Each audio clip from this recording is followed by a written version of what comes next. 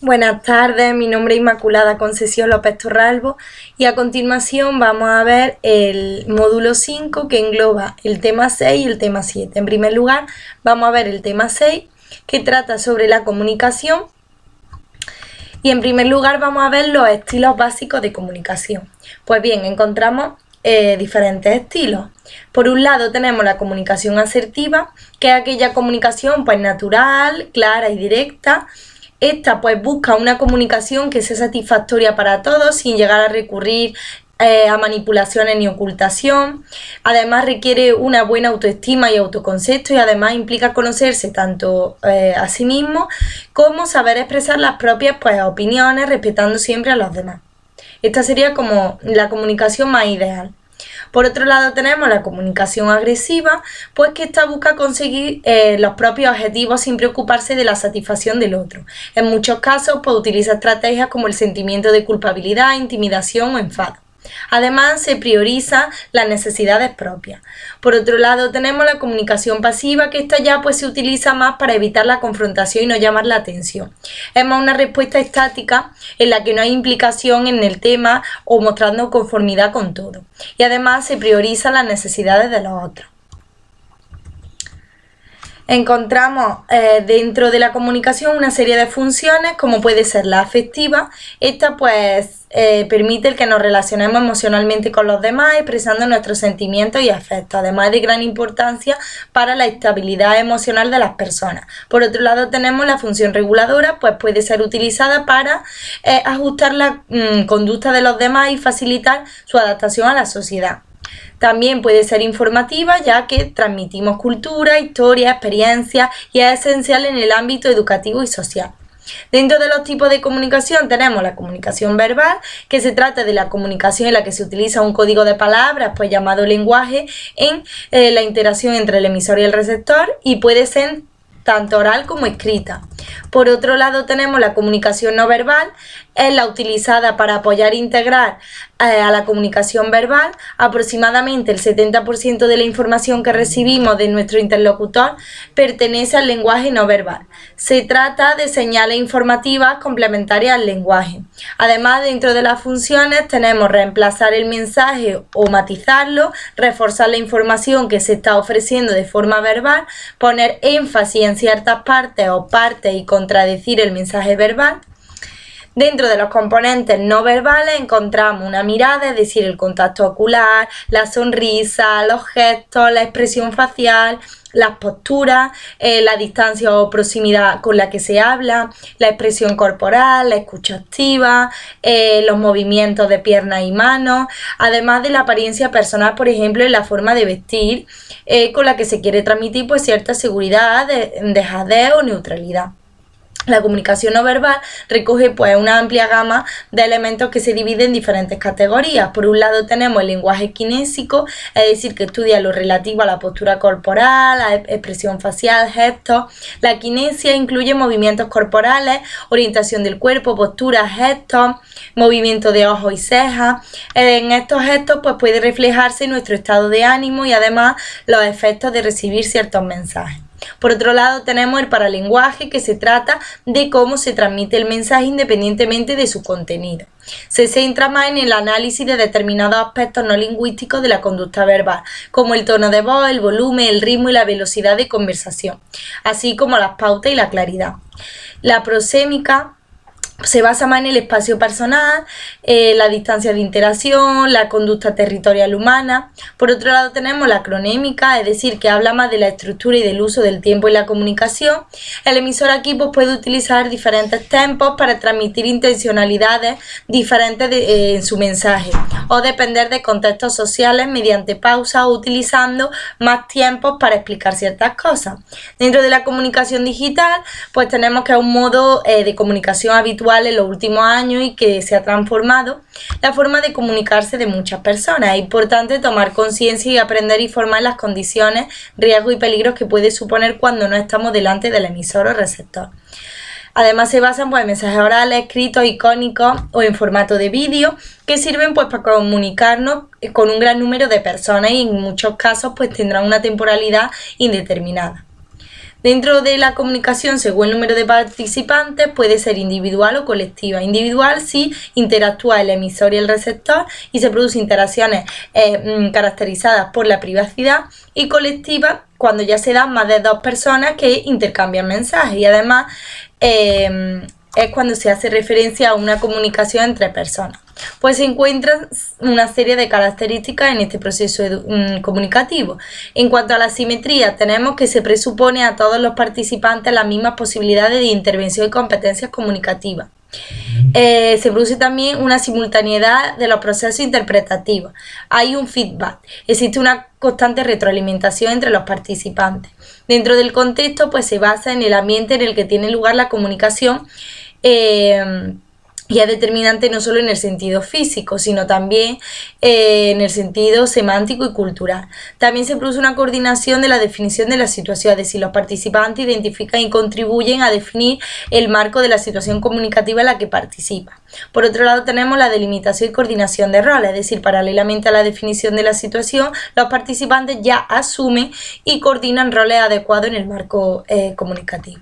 Otro estilo de clasificación, atendiendo a las relaciones que se establecen, puede ser intrapersonal, cuando una persona se comunica consigo misma, es decir, el emisor y el receptor son la misma persona. Por ejemplo, cuando alguien tiene que tomar una decisión y razona las soluciones, está discutiendo si realmente se puede considerar una comunicación. También se produce de forma intragrupal, es decir, cuando se comunican dos o varias personas pertenecientes a un mismo grupo, o intergrupal, cuando se produce una comunicación que existe entre grupos, por ejemplo, entre los intérpretes y un grupo de espectadores. Por otro lado, encontramos la comunicación masiva, que es la interacción entre un emisor único y un receptor masivo o de audiencia. También encontramos la comunicación dentro de una institución, es decir, en una institución la comunicación no es unidireccional, las comunicaciones se establecen en dos direcciones por lo menos. En un centro escolar la comunicación pues debe ser fluida entre los miembros de la comunidad educativa, dependiendo por supuesto de las características del centro y de la zona, así como las necesidades pues serán diferentes. El centro escolar debe comunicar a sus usuarios las decisiones que se han tomado desde el punto de vista administrativo en relación pues, a los alumnos admitidos, las bases reguladoras, el proyecto de centro, el reglamento interno, el plan de convivencia y reunión y formaciones que se oferten. Además, debemos de contar con la comunicación interna del centro, es decir, comunicaciones que se realizan entre personas que se relacionan con el centro educativo, tanto personal de dirección como administración, docentes, familia o alumnos. Las comunicaciones pues serán mensajes orales y escritos, informarán sobre proyectos que se estén llevando a cabo en el centro. Además, se producirá un intercambio de información que debe ser bidireccional, facilitando así el diálogo. Dentro de los tipos de comunicación encontramos el vertical y el horizontal. El vertical se basa más en lo ascendente y lo descendente, y el horizontal en el mismo nivel jerárquico. Pues bien, la comunicación vertical, como hemos dicho, puede ser ascendente o descendente. La descendente pues parte de los niveles superiores de la jerarquía de la organización hacia los niveles inferiores. Los tipos de comunicación descendente se basan en función de su contenido, es decir, las instrucciones sobre la tarea, justificación del trabajo en base a una información pues, que permita al subordinado comprender la tarea, información sobre práctica y procedimientos, información también sobre el rendimiento del propio subordinado, e información de carácter ideológico, es decir, da carácter de misión a la labor que realiza el empleado. Además, cumple con una serie de funciones, como es coordinación de las unidades o departamentos, información a los agentes y motivación del individuo. Es habitual en todas las organizaciones y puede darse tanto de forma oral como escrita. Por otro lado, tenemos la comunicación ascendente, como hemos hablado anteriormente, que cumple tres funciones. Por un lado, comprobación de que los subordinados han comprendido los mensajes que se dieron desde arriba, obtención por parte de la dirección de información para evaluar sus objetivos y métodos, y dar información sobre el funcionamiento y ambiente. Podemos decir que la comunicación vertical ascendente pues permite a los superiores determinar con mayor precisión el tipo de comunicación descendente, proporciona además una retroalimentación, ayuda a la toma de decisiones, establece un canal para la participación, además fomenta la crítica constructiva. Por otro lado tenemos la comunicación horizontal, que este tipo de comunicación es el que se establece entre miembros de un mismo nivel jerárquico, por ejemplo la comunicación entre compañeros del mismo grupo o entre compañeros de distintas clases o compañeros de distintos cursos. La comunicación pues será diferente si la persona ya pertenece a nuestro grupo de referencia o no. Pues bien, hasta aquí llegaría el tema 6 y a continuación vamos a ver el tema 7, que se titula La comunicación en el centro escolar. En primer lugar tenemos las barreras de comunicación. Estas provocan unas dificultades que impiden que el mensaje pues llegue bien al receptor. Puede producirse pues una reacción diferente a la esperada que genera ciertos malentendidos. Estos elementos que no permiten una buena comunicación pues se pueden definir como barreras de comunicación. Dentro de la comunicación hay una serie de impedimentos, como pueden ser la falta de comprensión del objetivo de la comunicación, falta de confianza mutua, tanto del emisor como del receptor. La comunicación no es la esperada, por tanto no satisface las necesidades del receptor. La comunicación se establece por canales de comunicación no apropiados, existen diferencias sociales, cierta falta de respeto, errores en la forma de hablar, mala elección de las palabras, además una situación física y psicológica que impide una correcta emisión, no escuchar activamente, no haberse preparado para el proceso de comunicación, y también existen unos factores relacionados con el rol o la jerarquía del emisor y el receptor. Dentro de los factores que facilitan la comunicación, pues encontramos que a pesar de que todos tenemos opiniones e intereses que están modelados por la cultura, la experiencia y la educación, es inevitable pues poseer ciertos prejuicios sobre los demás. Por ejemplo, cuando estamos ante un conferenciante tendremos unas expectativas que se relacionan con la edad, el género, el estatus, si es conocido o no, su forma de vestir, su aspecto físico. Si somos la persona que va a emitir un mensaje, pues tendremos una serie de expectativas sobre las personas que nos están escuchando, pues en relación a que realmente estén escuchando y comprendiendo lo que se quiere transmitir. Hay ciertos prejuicios en relación a la edad, a la condición social, al género o a la apariencia. También es importante para tener una buena comunicación que se eliminen esos prejuicios sobre las personas, así como del canal por el que se produce el intercambio de información. La confianza pues es algo esencial para el éxito del acto comunicativo. Además puede mantenerse un buen ambiente si se utiliza pues un lenguaje positivo, si existen mensajes éticos dentro del marco de valores comunes, mensajes cordiales, mensajes cordiales y respeto por las condiciones socioculturales. Además existen unos elementos para mantener una buena comunicación, como es la claridad, la brevedad, la concreción, la cortesía, la exactitud y la corrección. La comunicación como parte fundamental de la dirección de centros educativos. Pues bien, el estilo de dirección o liderazgo del centro educativo sentará sus bases de la comunicación entre los miembros de la comunidad. Es decir, dirección o administración del centro de docentes, dirección familia, familia docente, profesor-profesor, profesor-alumno y alumno-alumno.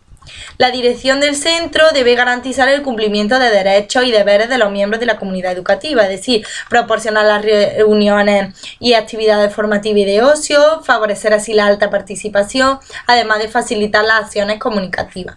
La comunicación en la escuela, pues el objetivo fundamental es mantener la cultura escolar y establecer los procesos de instrucción.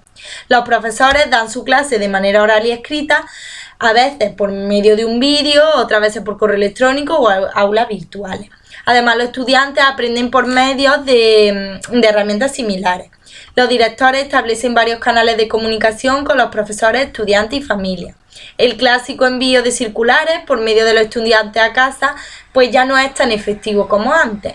Muchos centros utilizan distintos canales de comunicación, como ya el mensaje de texto, correo electrónico, app, páginas web, llamadas telefónicas o conversaciones pues cara a cara. Dentro del apartado del espacio como elemento de la actividad docente y facilitador de la comunicación, encontramos los espacios del centro. Pues esto servirá para facilitar o condicionar una buena comunicación o por tanto favorecer o no el aprendizaje. Encontramos los espacios estáticos o no que permiten la movilidad para que pueda influir en la promoción de los aprendizajes, además de la decoración de la clase, de los pasillos, del comedor. Esto pues llegará a contribuir a establecer mensajes no verbales que los alumnos ven pues diariamente. Además se debe ofrecer información pues sobre el acoso escolar, los hábitos saludables, los valores, la educación para la paz y eso facilitará pues la comunicación relacionada con los temas del entorno escolar y la familia. Los espacios pueden favorecer la participación dentro de una clase, la posibilidad de trabajar en grupos o parejas si existe el espacio para ello. Así pues se fomentará la comunicación entre alumnos, entre el profesor y los alumnos. En la creación de espacios activos y participativos se debe de tener en cuenta el momento madurativo del alumnado, es decir, el niño del que necesitan pues espacios en los que poder moverse para afianzar su tono muscular, su control postural, su psicomotricidad fina. Los chicos de secundaria pues necesitan un ambiente mucho más ordenado, con lugares donde poder reunirse en grupo. El alumnado con necesidades específicas debe moverse libremente sin tener barreras, con espacios abiertos y grandes. Dentro de los errores frecuentes de la comunicación en el aula tenemos que en la interacción del docente-alumno se transmite información a través de la palabra y los gestos, postura, tono de voz que debemos cuidar para no dar una información contradictoria. Los errores de comunicación tienen una influencia negativa en el resultado del aprendizaje. El más frecuente es la comunicación imprecisa de los objetivos del aprendizaje, de las expectativas que se tienen en ese aprendizaje de los alumnos.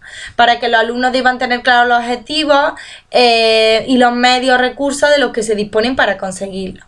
Se debe tener en cuenta una serie de normas de convivencia y del trabajo bien establecidas, para así tener construida en colaboración con la clase, asegurando la aceptación y el cumplimiento.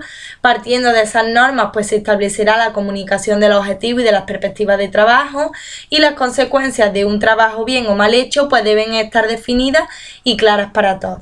Es fundamental la coherencia en la comunicación, las normas, la conducta del profesor y las consecuencias de las acciones de los alumnos. Esto es fundamental. Si el profesor no crea un clima de confianza, no podrá satisfacer su demanda y la comunicación pues se podrá resentir.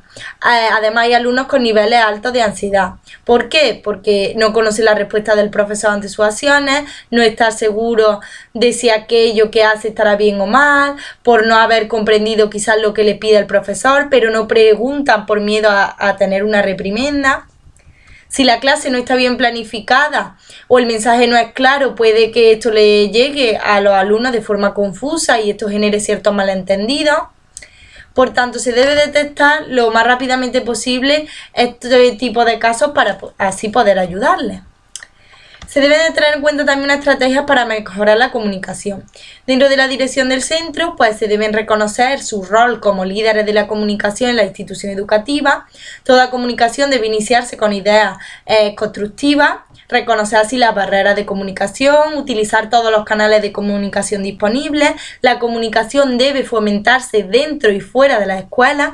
Toda comunicación tiene que alinearse con los objetivos, proyectos educativos de la institución. En cuanto a los profesores, deben respetar y tener tolerancia, calma, paciencia con los alumnos, deben escuchar a todo su alumnado, utilizar un lenguaje positivo, parafrasear a la hora de tener conversaciones. Cuando transmitimos un mensaje al alumnado, pues provocamos una reacción que debemos escuchar para conocer si hemos tenido el efecto deseado o no. Hay que obtener una retroalimentación, informar a los estudiantes y familias sobre las expectativas, tener siempre un contacto visual, felicitar al público y reprender en privado, no interrumpir a los estudiantes cuando están transmitiendo un mensaje, evitar un lenguaje acusador, centrarse en el problema y no en la persona. Por ejemplo, si una persona siempre llega tarde o otra persona nunca hace los deberes. Bueno, pues hasta aquí llegaría el módulo 5 que abarca estos dos temas y me gustaría dar gracias por su atención.